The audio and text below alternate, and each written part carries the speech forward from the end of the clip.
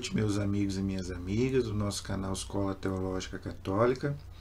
Vamos gravar o nosso vídeo de hoje, mas primeiro vamos rezar, pedir ao Espírito Santo que nos ilumine, em nome do Pai, do Filho e do Espírito Santo. Amém.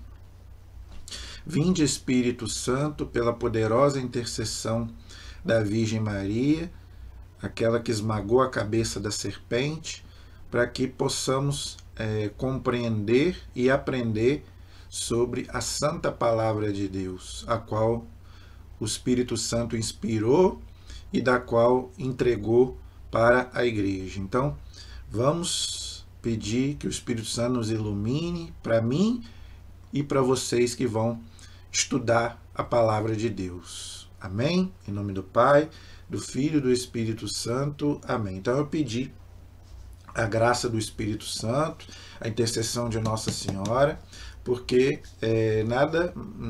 ninguém viveu mais a palavra de Deus do que a Virgem Maria. E foi o Espírito Santo que inspirou a Bíblia. Todos os 73 livros da Bíblia, a Igreja ensina que são inspirados pelo Espírito Santo. Então, a gente deve sempre pedir, quando a gente for estudar a palavra de Deus, a inspiração do Espírito Santo, porque não é fácil. A gente sabe que a palavra de Deus não é fácil de entender. Nós estamos no livro das Crônicas, nós estamos no segundo livro, já estamos na reta final do livro das Crônicas, do segundo livro. Estamos naquela parte onde o reino foi dividido depois da morte de Salomão. Reino do Norte e Reino do Sul. Do Norte, capital Samaria, do Sul, capital Jerusalém. O reinado do Sul ficou com 10 tribos no norte, 2 tribos no sul, Judá e Benjamim. Jeroboão ficou como rei na Samaria, Roboão no reino do sul. Hoje nós vamos ver 2 reis do sul, que eram bons reis. Por incrível que pareça, porque 90% dos reis eram idólatras. Mas a gente vai ver hoje 2 reis do sul, de Judá, que eram bons. E eles enfrentaram Jeroboão, que era o rei do norte, que era idólatra. E só que houve guerras entre eles e muitas mortes. E Deus combatia por Judá. Por quê? Porque Judá permaneceu firme em Deus. Então nós vamos ver aí algumas guerras entre Judá e Samaria. Abias e a fidelidade ao sacerdócio legítimo, ou seja, o sacerdócio da tribo de Levi, dos descendentes de Araão, irmão de Moisés, que eram a tribo dos sacerdotes. Ok? Já Jeroboão, ele era idólatra, ele começou a praticar idolatria. Tá bom? Diz aí que no 18º ano do reinado de Jeroboão, Abias tornou-se rei de Judá e reinou 3 anos em Jerusalém. Tá vendo? Então, ele ficou reinando em Jerusalém, Abias, e Jeroboão em Samaria.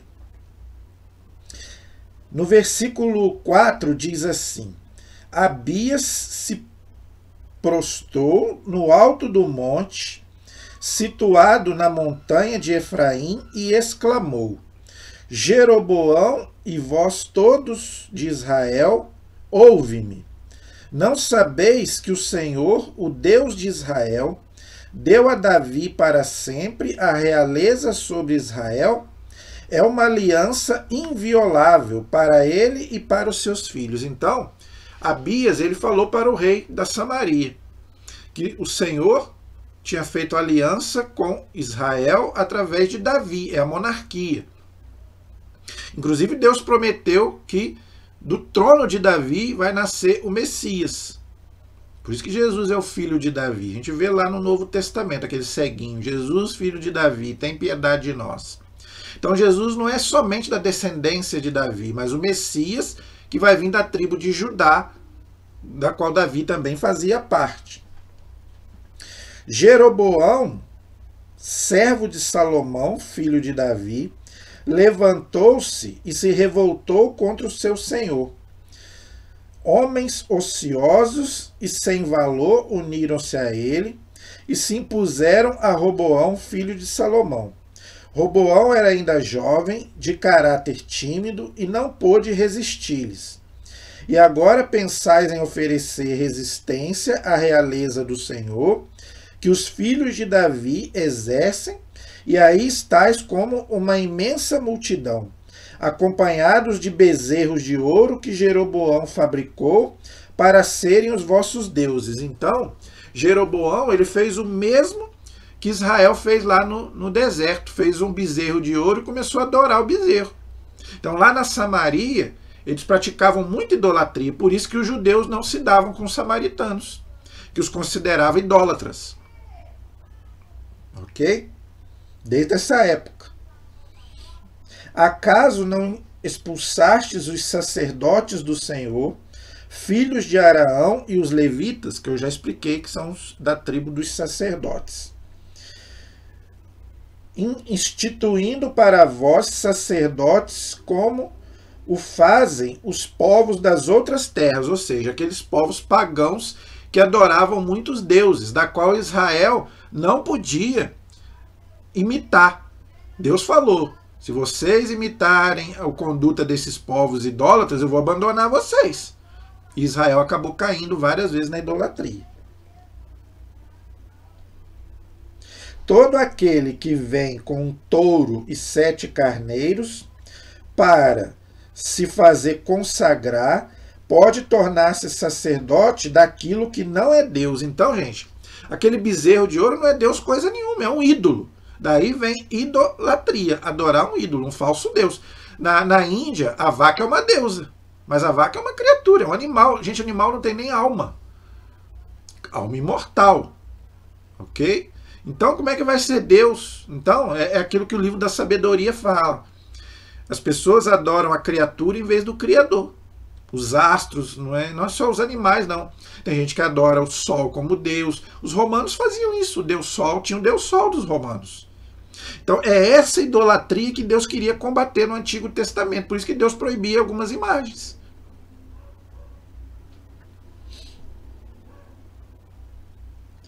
Quanto a nós, nosso Deus é o Senhor, e não o abandonamos. Os filhos de Araão são sacerdotes a serviço do Senhor, e os levitas são os oficiais. Toda manhã e toda tarde queimamos holocaustos ao Senhor.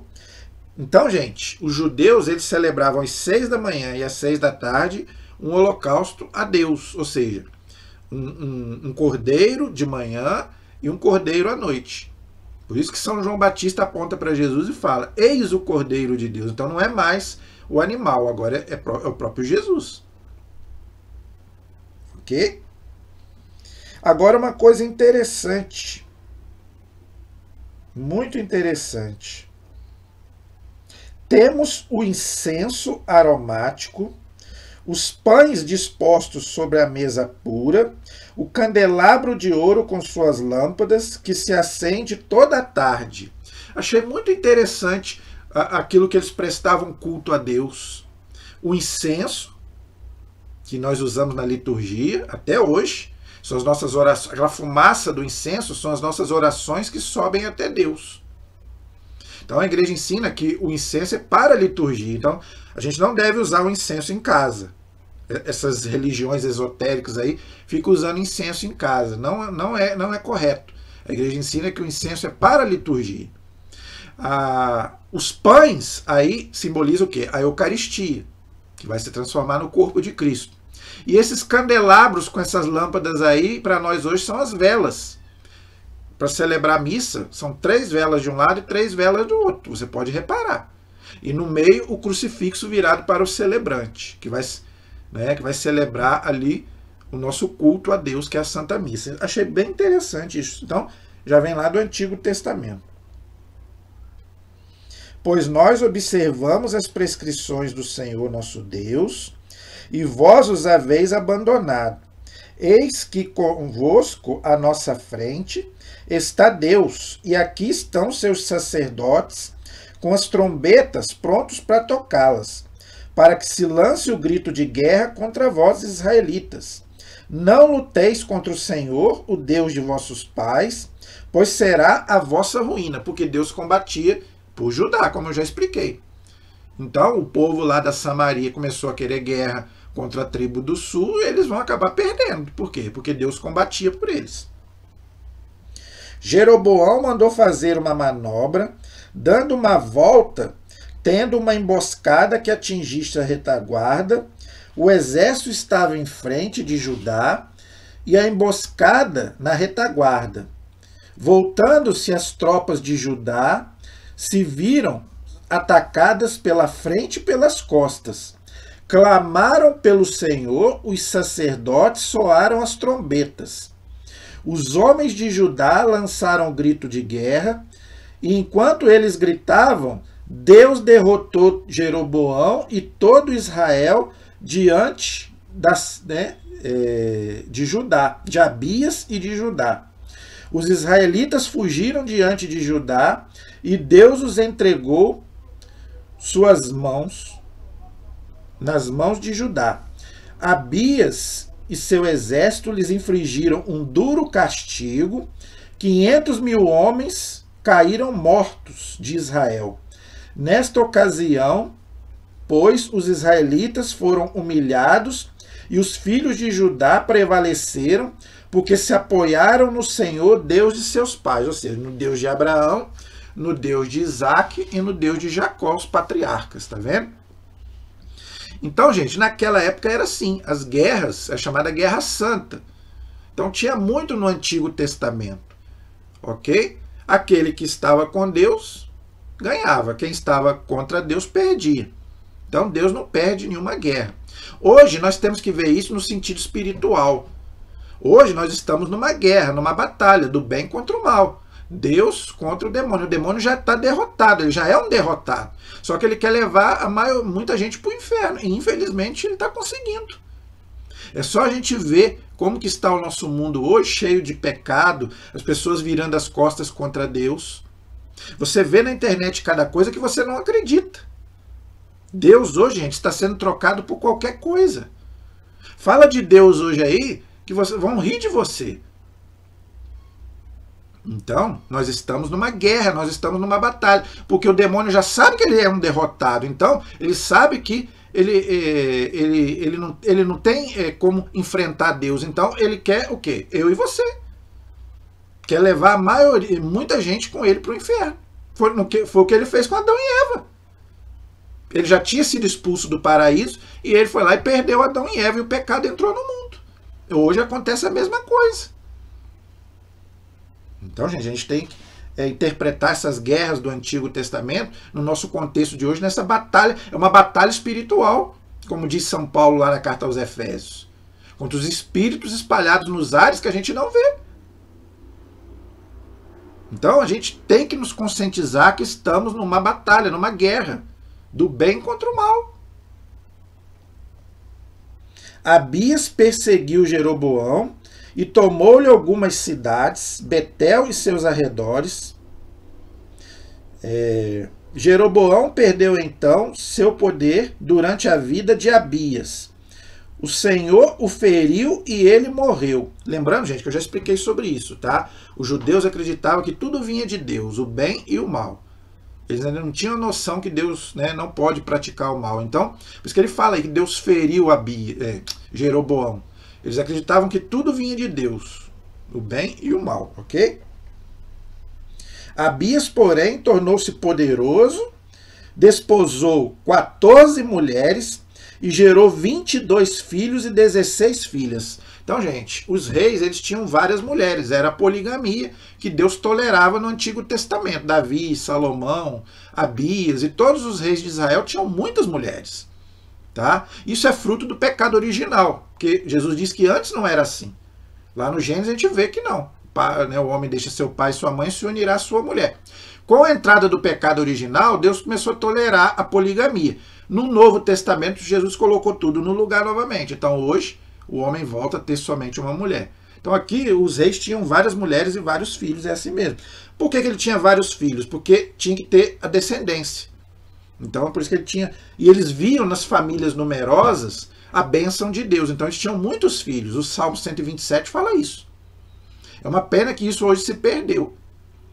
Hoje as pessoas hoje não querem ter mais filhos. E filho é bênção de Deus, é graça de Deus. Tanto que se a pessoa não quiser ter nenhum filho, o casamento é nulo. Aí fala, né, que o resto da história de Abias, aquela coisa toda. Depois ele adormeceu, morreu com seus pais e foi enterrado na cidade de Davi, Jerusalém. Seu filho Asa reinou em seu lugar. Então, gente, nós terminamos aí o reinado de Abias, que era o rei de Judá, e Deus estava com ele. Por quê? Porque ele era um bom rei. Agora o filho dele vai reinar no lugar dele, e o filho dele também vai ser um bom rei, e Deus também vai estar com ele. Diz aí no capítulo 14, a paz do reinado de Asa, ou seja, no reinado do rei tinha paz, não tinha guerra. Por quê? Porque ele era uma pessoa pacífica e que buscava o Senhor Deus. Então, achei bem interessante.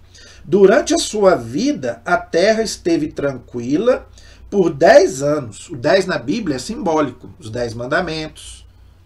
Ok? Então, o 10 na Bíblia também é um número bastante significativo, simbólico. Asa fez o que é bom e justo aos olhos do Senhor, seu Deus. Então, ele era um homem justo, um homem santo, um homem de fé. Eliminou os altares dos estrangeiros e os lugares altos onde se praticava idolatria. Os estrangeiros eram os pagãos, aqueles que não eram judeus. Despedaçou as estelas, ou seja, os ídolos. Destruiu os acerás, que era um ídolo, um deus pagão. Ordenou aos judeus que buscassem o Senhor, o Deus de seus pais, e praticassem a lei e os mandamentos. Olha, então a regra de fé era os mandamentos, como é para nós hoje. A nossa conduta, a nossa moral é os 10 mandamentos. Suprimia em todas as cidades de Judá os lugares altos e os altares de incenso, onde eles colocavam incenso para os deuses falsos. Então, gente, você pode usar o incenso para o bem e usar o incenso para o mal. É o que acontece hoje. Tem o incenso na liturgia, mas também essas religiões aí esotéricas usam para o mal. Ok? Até mesmo nesses cultos pagãos aí, até hoje a gente vê também eles usarem o incenso. O incenso é maravilhoso. Agora, se as pessoas estão usando para o mal, não é culpa da igreja. Então, a gente deve usar na liturgia, ok? E o reino viveu tranquilo durante o seu reinado. Restaurou as cidades fortificadas de Judá, pois a terra estava em paz, e não participou de nenhuma guerra naqueles anos, porque o Senhor lhe deu descanso. Olha aí, tá vendo? Então, gente, a paz vem de Deus. Deus é o Senhor da paz. Jesus é o príncipe da paz. Então, Deus não gosta de briga. Deus não gosta de guerra. Então, por isso que Jesus, quando chegava, ele falava, a paz esteja nessa casa. Então, se você é aquele que gosta de uma briga, gosta de uma confusão, você precisa de conversão. Porque o nosso Deus é o Deus da paz. E tem gente que gosta de uma confusão. Infelizmente. Disse a Judá, restauremos estas cidades, cerquemos com muralhas, façamos torres e portas guarnecidas de ferrolhos, a terra ainda nos pertence, pois temos buscado o Senhor nosso Deus, por isso ele nos protegeu e nos deu a paz em todas as nossas fronteiras. Então, ele mandou fazer fechar a cidade para quê? Para que os pagãos não invadissem e praticassem idolatria ali. Então, é para isso. Restauraram e prosperaram. Essa disputa de um exército de 300 mil armados de escudo e lança e de 280 mil benjamitas armados de escudo e arco, todos valentes guerreiros. Então, ele tinha lá um exército para guerra. Asa, né, o rei de Judá, ele tinha o seu exército lá, as suas armas para guerra, mas não teve guerra, porque ele era um homem de paz, ok? Mas ele tinha, se precisasse, é a legítima defesa, gente. A legítima defesa, o país tem que ter, até a igreja tem. Então o Papa também tem a sua defesa. Por quê? Porque o Vaticano é um país, o Papa também, ele é um chefe de Estado. Então, a igreja também precisa se defender. Se alguém de hoje para amanhã atacar o Vaticano, a igreja tem que se defender. E o nosso catecismo diz que em legítima defesa você pode até matar o outro. Porque tem um mandamento, não matar. Mas para defender a sua vida, o seu povo, a sua gente, você pode até matar o agressor. Ou morre você ou morre ele. Então, que morra ele. Então eu tenho que defender a minha vida e a vida dos meus. Aí vai tentar invadir a cidade um pagão chamado Zara. Zara, o pagão, marchou contra eles com um exército de 1 milhão de homens e 300 carros e chegou até Maresa.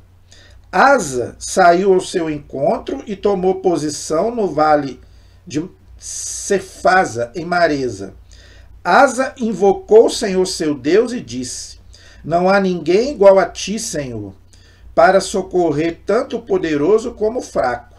Socorre no Senhor nosso Deus. É em ti que nos apoiamos e é em teu nome que marchamos contra esta multidão. O Senhor, tu és o nosso Deus.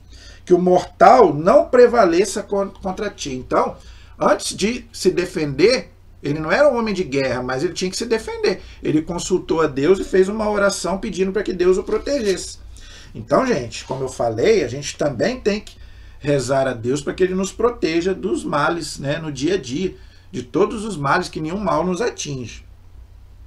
O Senhor derrotou os pagãos diante de Asa e dos judeus. Os pagãos fugiram e Asa os perseguiu com seu exército até Gerara. Pereceram tantos pagãos que não puderam subsistir, pois foram destroçados diante do Senhor e de seu exército. Recolheram imensa quantidade de despojos, conquistaram todas as cidades nos arredores de Gerara, pois o terror do Senhor pesava sobre eles, e todas foram saqueadas, pois nelas haviam muitos despojos. Saquearam também as tendas dos rebanhos e capturaram grande número de ovelhas e camelos e voltaram para Jerusalém. Então, eles venceram e acabaram retornando para Jerusalém. Ali, gente, era legítima defesa. Eles estavam sendo atacados, eles também tinham que se defender e depois voltaram para Jerusalém, ok? O Espírito de Deus, gente, o Espírito de Deus é o Espírito Santo. Aí no Antigo Testamento fala-se o Espírito de Deus. Mas nós sabemos, Jesus revelou que é o Espírito Santo, que é Deus, assim como o Pai e o Filho. Nós cremos na Trindade, o Espírito Santo sempre existiu. Então esse Espírito de Deus aí do Antigo Testamento é o Espírito Santo. Mas por que não foi revelado lá no Antigo Testamento? Porque eles não iam acreditar, não iam entender. Eles iam achar que é 3 deuses. Então por isso que a Santíssima Trindade só foi revelada no Novo Testamento, mas é o Espírito Santo, que sempre existiu. O Espírito de Deus desceu sobre Azarias, que era um profeta, filho de Obed, o qual saiu ao encontro de Asa e disse-lhe: Asa, e vós todos de Judá e de Benjamim, as 2 tribos que ficaram ali no norte. Ouve-me, o Senhor está convosco quando estáis com ele. Isso é importante. Se a gente está com Deus, Deus está conosco. Se a gente abandona Deus, Deus nos abandona. Deus respeita a nossa liberdade. Se o procurardes, ele deixar-se-á encontrar. Mas se o abandonardes, também ele vos abandonará. Acabei de falar. Porque Deus respeita a nossa liberdade. Deus não impõe, Deus propõe a fé. Mas nós temos livre-arbítrio. Então, se a gente abandonar Deus, Deus também nos abandona. E Deus quer ser procurado. Por isso que Jesus fala: batei e a porta vai se abrir, buscai e achareis. Então, Jesus falou: se você pedir, você vai ser atendido, mas você tem que pedir, você tem que buscar Deus. Não é Deus que precisa de nós, nós é que precisamos dele. Então, se a gente não procurá-lo, ele está ali. Mas é a gente que tem que ir atrás dele, não ele atrás de nós. Israel viverá muitos dias sem o Deus verdadeiro, sem sacerdote para ensiná-lo e sem lei. Mas em sua aflição voltará ao Senhor, Deus de Israel. Ele o procurará e o Senhor se deixará encontrar por ele. Nesse tempo, nenhum adulto conhecerá a paz, mas tribulações múltiplas recairão sobre todos os habitantes da terra. Então, quando a gente não tem Deus, a gente passa por grandes tribulações. Então, gente, quando a gente estiver passando uma tribulação, nós temos que buscar o Senhor. No mundo tereis tribulações, coragem, eu venci o mundo, Jesus disse. Mas nós temos que contar com o auxílio de Deus, porque sozinho a gente não consegue. Ok? Nesse tempo, as nações e as cidades se baterão umas contra as outras, pois Deus as ferirá com toda espécie de tribulações. Já expliquei isso, que eles achavam que tudo vinha de Deus, o bem e o mal. Quanto a vós, sede firmes, e que as vossas mãos não se enfraqueçam, pois vossas ações terão sua recompensa. Tudo que nós fazemos aqui vai ser recompensado por Deus. Diz lá, o Novo Testamento fala a mesma coisa. Seremos julgados de acordo com as nossas obras. Tudo que nós fazemos aqui de bom ou de mal, Deus está vendo lá em cima e está contando ou a nosso favor ou contra. Quando Asa ouviu essas palavras e essa profecia, tomou a decisão de fazer desaparecer os horríveis ídolos de toda a terra de Judá e de Benjamim, das cidades que havia conquistado de Efraim, e restaurou o altar do Senhor, que se achava diante do vestíbulo do Senhor, ou seja, no templo, né? Congregou toda Judá e Benjamim, bem como os de Efraim, Manassés, Simeão, que eram as tribos de Israel, ok? Filhos de Jacó, que vieram habitar com eles, pois muitos israelitas tinham se aliado a Asa, vendo que o Senhor seu Deus estava com ele. No terceiro mês, o 15º ano do reinado de Asa, eles se reuniram em Jerusalém. Ofereceram em sacrifício ao Senhor naquele dia uma parte dos despojos que tinham recolhido, a saber, 700 bois e 7.000 ovelhas. Então, eles ofereceram a Deus bois, ovelhas, um cordeiro, um carneiro. Isso, os animais que eram oferecidos a Deus para o perdão dos pecados. Depois, com o Novo Testamento, é o próprio Jesus, que é o cordeiro, que eu já falei. Comprometeram-se por uma aliança a buscar o Senhor, Deus de seus pais, de todo o seu coração e de toda a sua alma. E todo aquele que não buscasse o Senhor Deus de Israel seria morto, fosse ele grande ou pequeno, homem ou mulher. Prestaram juramento ao Senhor em voz alta e por aclamação ao som das trombetas e das trompas. Todos os de Judá se alegraram com este juramento, que tinham feito de todo o coração. Foi com toda a sua bondade que procuraram ao Senhor, por isso ele se deixou encontrar por eles e deu-lhes a paz em todas as suas fronteiras. Várias vezes aqui, Deus falando, vocês me buscando, eu vou deixar me encontrar. Ou seja, eu vou até vocês e vou te dar a paz. Ou seja, vocês não terão guerra, vocês não terão tribulações. Até Maca, mãe do rei Asa, foi destituída da dignidade de grande dama, por ter feito um ídolo para Aserá, que era um deus pagão, ou seja, a mãe dele era idólatra. Asa quebrou o ídolo, reduziu a pó e queimou na torrente do Cedron. É aquilo que eu já expliquei, tá, gente? Aqui era um ídolo, então aqui ele quebrou a imagem porque era um ídolo, mas infelizmente, né, alguns pegam esse texto aqui e começam a quebrar nossas imagens católicas, que não são ídolos. Então, pelo amor de Deus, tá, gente? Aqui é um outro contexto.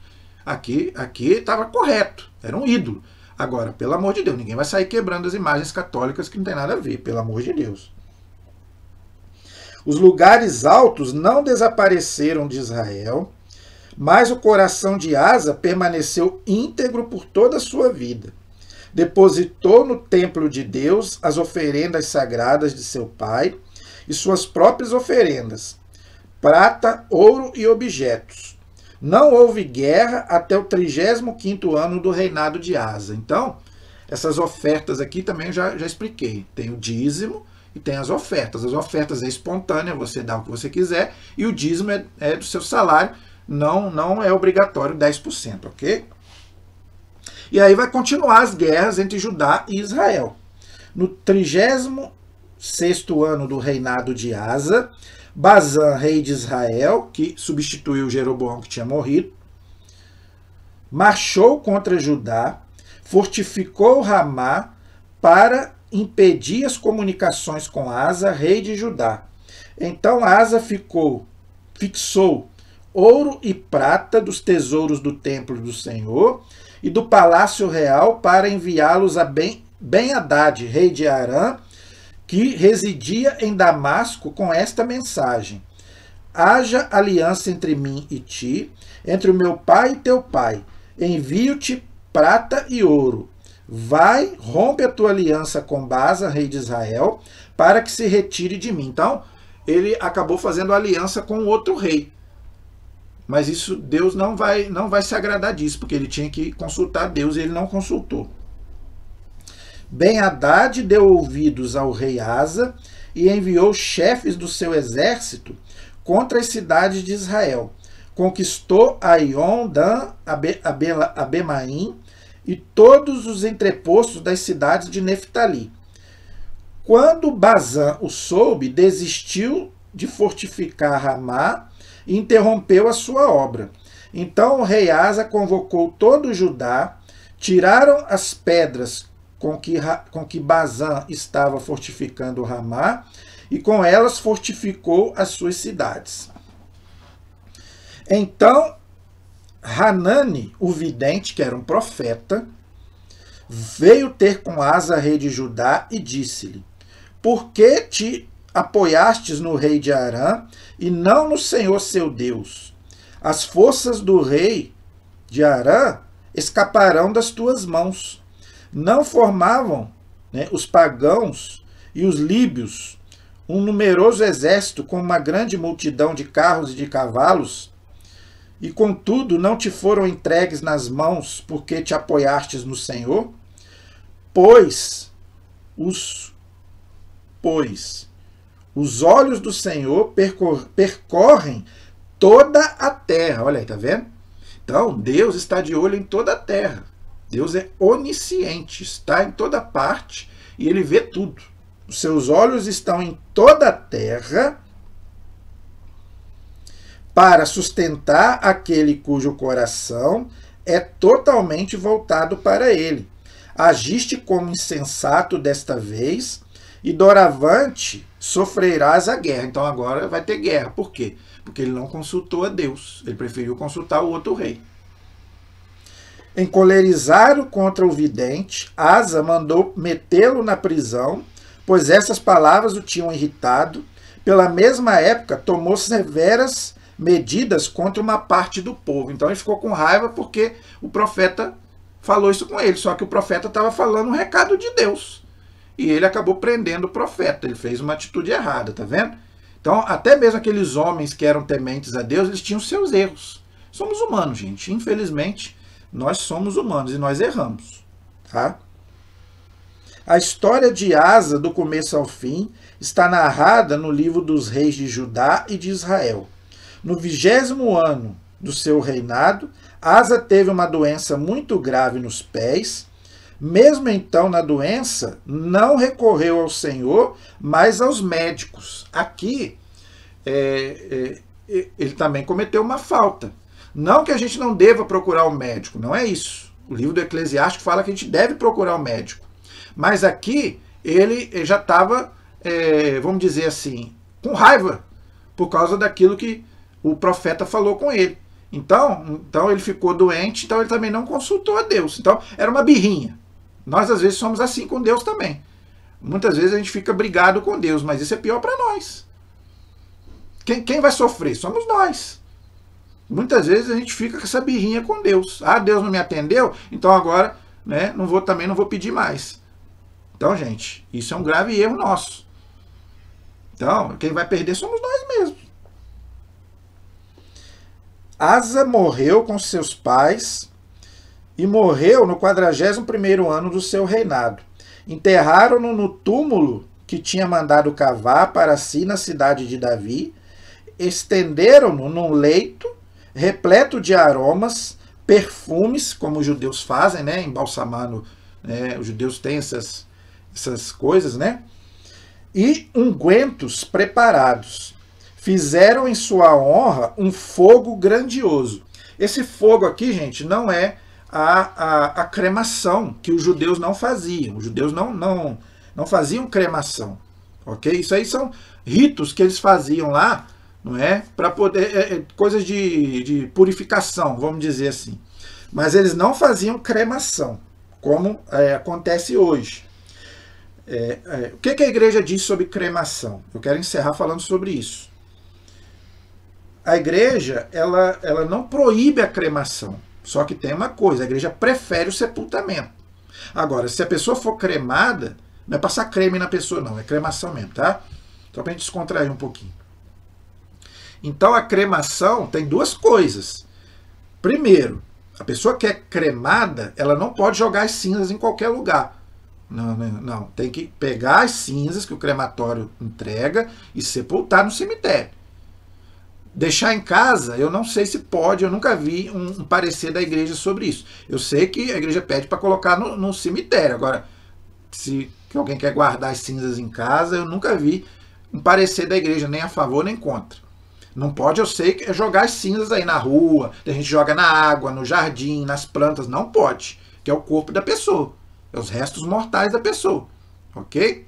Outra coisa, não pode ser também para desafiar a ressurreição. Ah, eu vou ser cremado porque morreu, acabou, então pode me cremar. Não, aí você está duvidando da ressurreição, aí você está afrontando Deus.